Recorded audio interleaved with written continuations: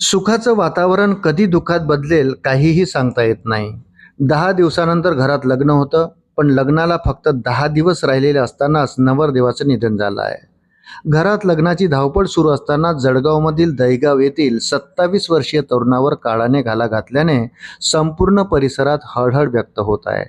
4 जून रोजी बोहल्यावर चढणाऱ्या या तरुणाचा ऐन लग्नाच्या तयारीत असताना रोटावेटरच्या अपघातात झालेला मृत्यू अतिशय वेदनादायक आहे. लग्नाआधीच तरुणाला मृत्यूने कवटाळलं असल्यानं गावात हळहळ व्यक्त केली जात आहे.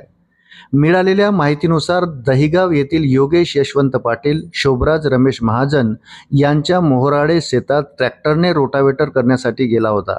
रोटावेटर करीत असताना त्याचा अचानक तोल जाऊन तो ट्रॅक्टरच्या मोठ्या चाकाखाली सापडून अडकून जागीच ठार झाला. तरी देखील ट्रॅक्टर सुरूच होता. संपूर्ण घटना एका तरुणाने पाहिली आणि त्याने तात्काळ ट्रॅक्टर बंद केला. तरुणाने तत्काळ योगेश यांच्या वडिलांना संपर्क केला. त्याचे वडील व नातेवाईक त्वरित तिथे दाखल झाले. त्यानंतर योगेश याला कुटुंबियांनी यावल येथील ग्रामीण रुग्णालयात दाखल केलं, पण तोपर्यंत उशीर झाला होता. यावल ग्रामीण रुग्णालयात वैद्यकीय अधिकाऱ्यांनी शवविच्छेदन केलं.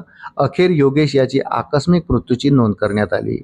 योगेश याचं लग्न अवघ्या 10 दिवसावर होतं, पण सुखी संसाराची स्वप्न पाहणाऱ्या योगेश याच्या निधनाने कुटुंबियावर दुःखाचा डोंगर कोसळला आहे.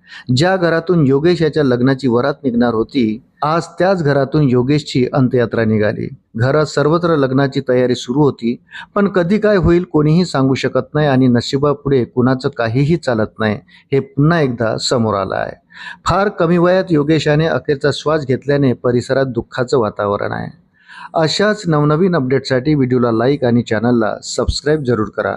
धन्यवाद.